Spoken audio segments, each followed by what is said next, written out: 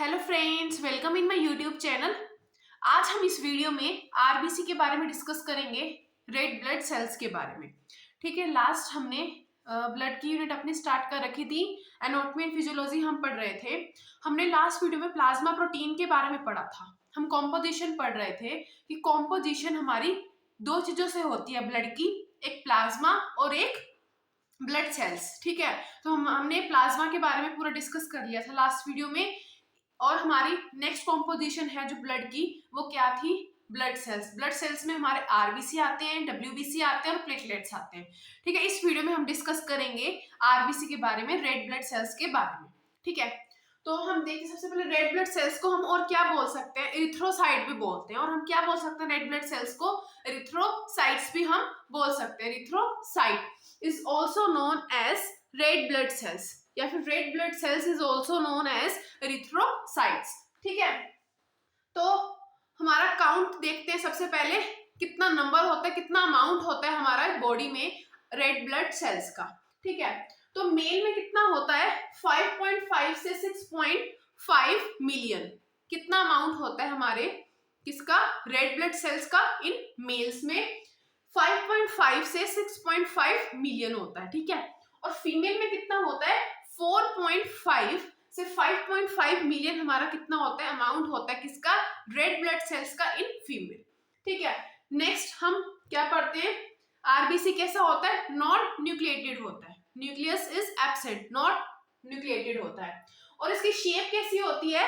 बाइकॉन्केव disc shape cell होती है। कैसे इसकी शेप होती है हमारी रेड ब्लड सेल्स की? बाइकॉन्केव डिस्क शेप सेल होती है। ठीक है, और साइज कितना होता है? साइज हमारा रेड ब्लड सेल्स का 7.2 माइक्रोन होता है। 7.2 कितना होता है? माइक्रोन होता है। ठीक है, और कलर की बात करें तो हमारा आरबीसी का कलर कैसा होता है? ब्राइट रेड होता है। आरबीसी का कलर हमारा कैसा होता है? ब्राइट रेड होता है। ब्राइट रेड क्यों होता है? Due to presence of haemoglobin. Due to presence of haemoglobin की वजह से हमारा जो रेड ब्लड सेल्स का कलर होता है वो कैसा होता है? ब्राइट रेड होता है। ठीक है, नेक्स्ट हम बात करते हैं मॉर्फोलॉजी के बारे में। रेड ब्लड सेल्स की मॉर्फोलॉजी के बारे में हम बात करते हैं। ठीक है, तो सेल का नॉर्मल साइज मैंने आपको बताया 7.2 माइक्रोन होता है। 7.2 माइक्रोन हमारा नॉर्मल साइज होता है। अगर अगर सेल का साइज 7.2 माइक्रोन है, सेल का साइज कितना है? 7.2 माइक्रोन है, तो हम उसको क्या बोलेंगे? Normocytic RBC. Normocytic RBC, normo मतलब normal, cytic word use for cell, normocytic cell होते हैं अगर हमारा 7.2 है तो। अगर 7.2 से ज्यादा है, if cell size is more than 7.2, ज्यादा कोई चीज हो तो उसके लिए क्या यूज वर्ड करते हैं? मैक्रो। और कम होए तो माइक्रो वर्ड यूज करते हैं। बड़े चीज, बड़े अमाउंट के लिए मैक्रो और छोटे अमाउंट के लिए माइक्रो वर्ड यूज करते हैं। ठीक है, तो if cell size is more than 7.2 micron तो हम उसको क्या बोलेंगे? Macrocytic RBC. Macrocytic RBC, macro मतलब large, cytic words for cell. ठीक है, तो अगर 7.2 हमारा नॉर्मल होता है सेल का साइज आरबीसी का, ठीक है, तो अगर उससे ज्यादा है तो उसको हम क्या बोलेंगे? मैक्रोसाइटिक आरबीसी बोलेंगे। क्या बोलेंगे? मैक्रोसाइटिक आरबीसी बोलेंगे। और अगर सेल का साइज 7.2 माइक्रोन से कम है, 7.2 माइक्रोन से कम है, तो हम उसको क्या बोलेंगे? माइक्रोसाइटिक आरबीसी बोलेंगे। क्या बोलेंगे? माइक्रोसाइटिक आरबीसी हम उसको बोलेंगे। ठीक है, तो हमने ये क्या पढ़ा? मॉर्फोलॉजी पढ़ी हमने किसकी? आरबीसी की। हमने नॉर्मल काउंट पढ़ा, साइज पढ़ा, कलर पढ़ा, फिर हमने मॉर्फोलॉजी पढ़ी। ठीक है, अब हम क्या डिस्कस करते हैं? नेक्स्ट हम बात करते हैं life span of RBC. Life span कितनी होती है आरबीसी की? ठीक है, आरबीसी की कितनी लाइफ स्पैन होती है, कितना उनका जीवित रहने का टाइम होता है। ठीक है, तो हम किसकी पहले नियोनेट्स के में देखते हैं। नियोनेट्स में कितना आरबीसी का लाइफ स्पैन होता है? ठीक है, नियोनेट्स मतलब जो अभी जस्ट पैदा हुए हैं। ठीक है, आफ्टर बर्थ के बाद नियोनेट्स में। ठीक है, नियोनेट्स में कितना होता है? 60 टू 80 डेज होता है। नियोनेट्स में कितना होता है? 60 टू 80 डेज होता है लाइफ स्पैन ऑफ आरबीसी। और एडल्ट में कितना होता है? 90 टू 120 डेज। 90 टू 120 डेज कितना होता है? एडल्ट में होता है। ठीक है, तो नियोनेट्स में हमारा 60 टू 80 डेज होता है, और नियोनेट्स में हमारा कितना होता है, सॉरी नियोनेट्स में हमारा 60 to 80 डेज होता है, और एडल्ट में 90 to 120 डेज होता है। और अगर इसका नंबर कम हो जाए या ज्यादा हो जाए, कम या ज्यादा हो जाए, तो हमारे अंदर क्या होएगा, डिसऑर्डर होएगा, कुछ ना कुछ कमी आएगी, कुछ ना कुछ प्रॉब्लम होगी हमारी बॉडी में, अगर आरबीसी का नंबर चेंज हो रहा है तो। ठीक है, अगर उसका लाइफ स्पेन चेंज हो रहा है, कम ज्यादा दिन में बहुत जल्दी डिस्ट्रॉय हो रही है, और या फिर बहुत लेट डिस्ट्रॉय हो रही है, तो ठीक है। अगर सिकल सेल अनेमिया हमें हो जाता है, कब हो जाता है, अगर आरबीसी का लाइफ स्पेन कितना रहे, सिर्फ 10 to 20 डेज। एडल्ट में 90 to 120 डेज था, 90 to 120 डेज था, 90 to 120 डेज की बजाय सिर्फ कितना रहे, 10 से 20 दिन तक रहे, तो उससे हमको कौन सा मतलब हमको क्या है, हमारी बॉडी में सिकल सेल अनीमिया हमें डिसऑर्डर है। ठीक है, या फिर हमारा जो ब्लड हमारा आरबीसी है वो स्टोर होती है, आरबीसी हमारी जो स्टोर होती है, जो हमारा बैंक है आरबीसी का मान लो, ठीक है, उसमें अगर स्टोर्ड आरबीसी की लाइफ स्पेन कितनी रह जाए, सिर्फ 35 to 45 डेज रह जाए। हमारे को कहाँ पे आरबीसी स्टोर होती है, हमारे स्प्लीन में, आगे पढ़ाऊंगी मैं आपको।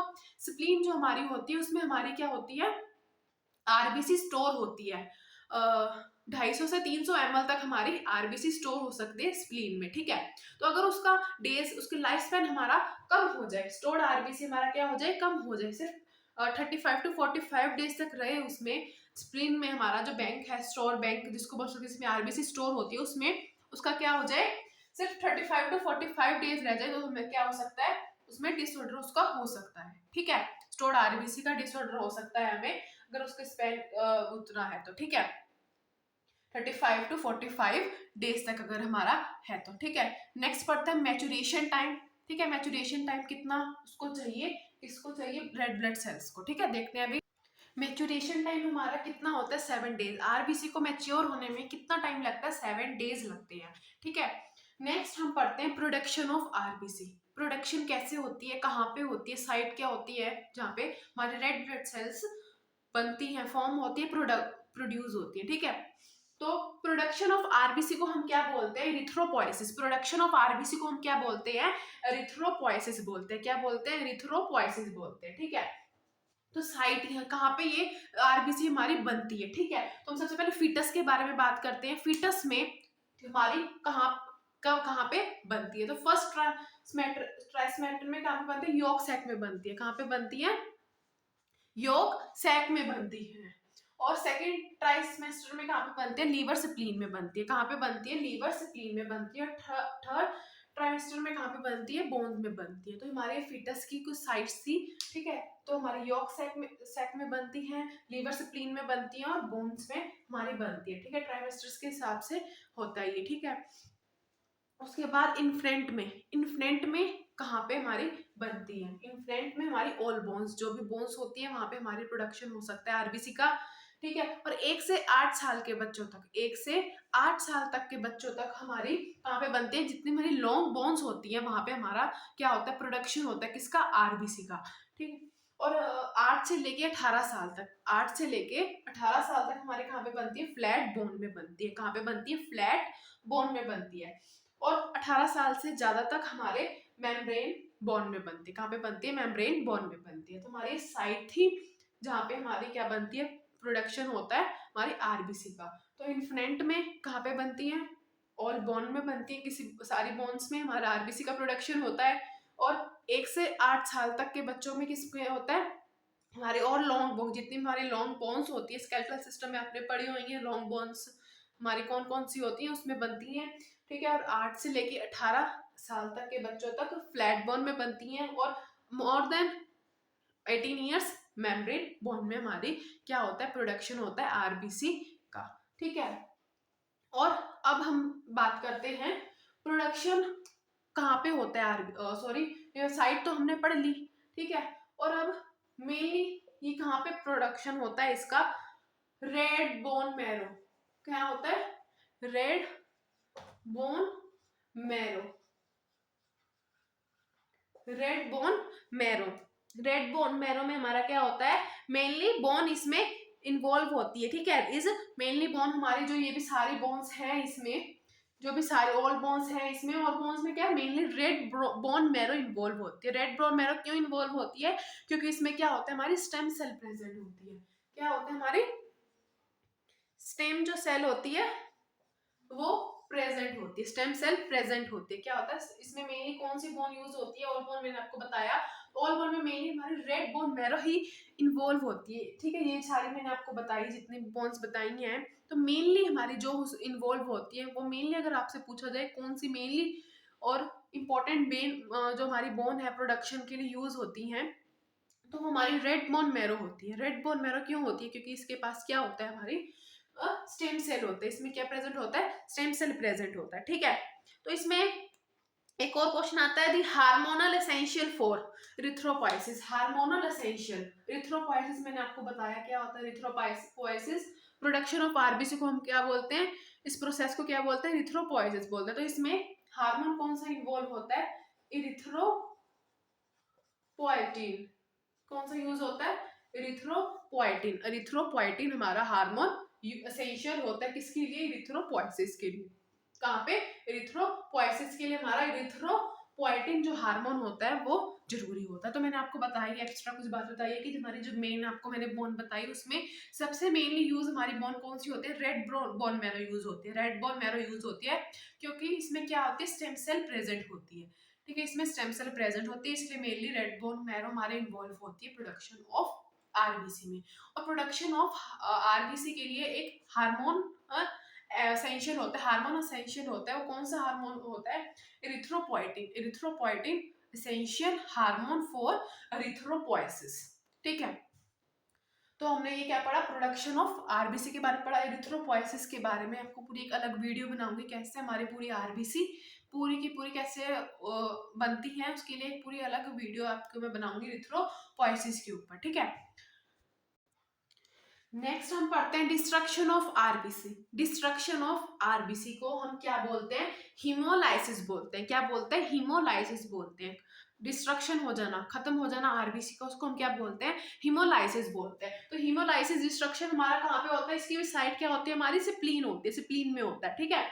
और किसके, कौन से प्रोसेस के थ्रू होता है, by reticuloendothelial system. By reticuloendothelial system के प्रोसेस से हमारा क्या होता है, डिस्ट्रक्शन ऑफ आरबीसी होती है, ठीक है। इसका एक लाइफ स्पेन जैसे मैंने आपको बताया 120 डेज होता है। 120 डेज बाय हमारी बाद क्या हो जाता है, एडल्ट में मैंने आपको बताया 90 से लेके 120 डेज तक इनका लाइफ स्पेन होता है। उसके बाद क्या हो जाती है, डिस्ट्रॉय हो जाती है इनकी, ठीक है। तो उस प्रोसेस को, डिस्ट्रक्शन ऑफ आरबीसी को हम क्या बोलते हैं, हीमोलाइसिस बोलते हैं, ठीक है। और ये कहाँ पे होता है, इसकी साइड क्या होती है, स्प्लीन होती है। और किसके थ्रू होती है, by reticuloendothelial system. By reticuloendothelial system, ठीक है।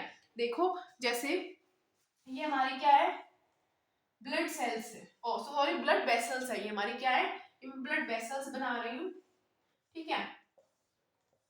ये हमारी क्या है, ब्लड वेसल्स हैं। ब्लड वेसल्स में हमारी क्या है, ये आरबीसी होती हैं, ठीक है।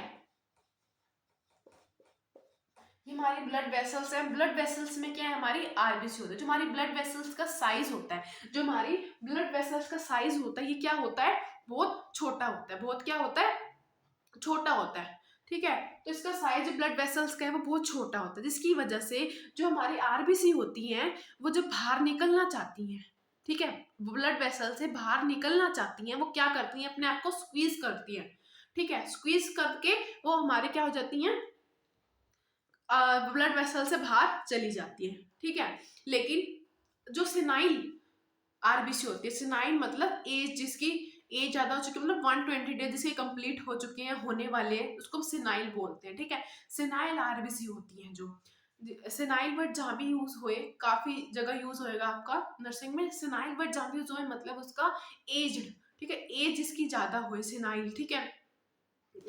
तो इसमें जब इसके आरबीसी की सिनाइल आरबीसी होती है, वो अपने को क्या उसकी एज तो उसकी जो इलास्टिसिटी होती है, इलास्टिसिटी उसकी डिक्रीज हो जाती है ड्यू टू एज, ठीक है।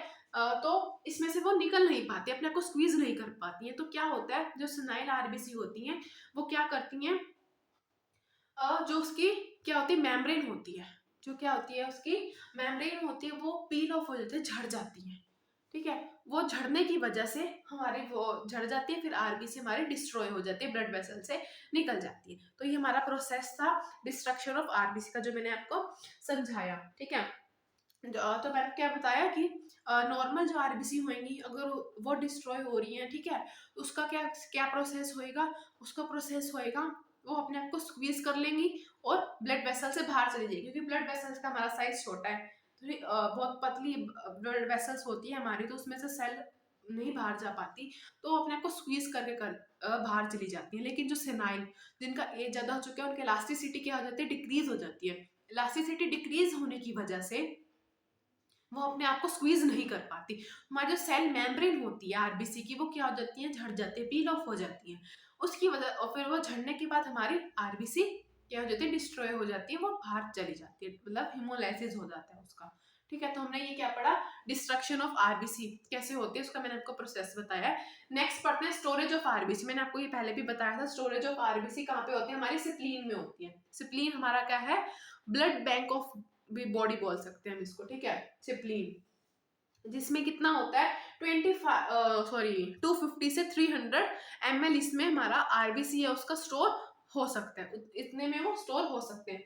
और main component of RBC, main component of RBC क्या है हमारा, हीमोग्लोबिन। हीमोग्लोबिन मेन कंपोनेंट है आरबीसी का, जिससे आरबीसी बनते हैं, वो क्या है हमारा हीमोग्लोबिन, हमारा क्या है मेन कंपोनेंट है।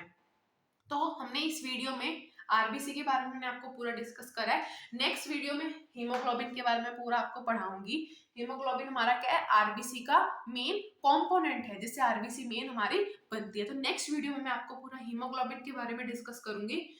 ठीक है, तो मैंने आपको इंट्रोडक्शन हो गई हमारी आरबीसी की, सॉरी आरबीसी कह रही हूँ, ब्लड की हमारी कंपोनेंट, हमारा प्लाज्मा हो गया, रेड ब्लड सेल्स हो गई। नेक्स्ट वीडियो में हम हीमोग्लोबिन करके फिर हम क्या करेंगे, डब्ल्यूबीसी और प्लेटलेट्स के बारे में डिस्कस करेंगे। ठीक है, अगर आपको वीडियो अच्छी लगी हो तो लाइक कर देना, जिसने चैनल को सब्सक्राइब नहीं किया है वो चैनल को सब्सक्राइब भी कर देना। और इसके जो पहले वीडियोस हो चुकी है ब्लड यूनिट की, उसकी मैं आपको डिस्क्रिप्शन बॉक्स में उसका आपको मैं लिंक प्रोवाइड कर दूंगी। और अगर आपको कोई भी प्रॉब्लम होती है मुझे कमेंट बॉक्स में कमेंट करके बता सकते हैं। और हमारा टेलीग्राम चैनल भी है, जिसका लिंक मैं आपको डिस्क्रिप्शन बॉक्स में दे दूंगी, आप वहाँ पे मुझे मैसेज कर सकते हैं, मैं आपको रिप्लाई कर दूंगी जो भी आपको प्रॉब्लम आती है। ठीक है, ओके, थैंक यू, अब हम मिलेंगे नेक्स्ट वीडियो में।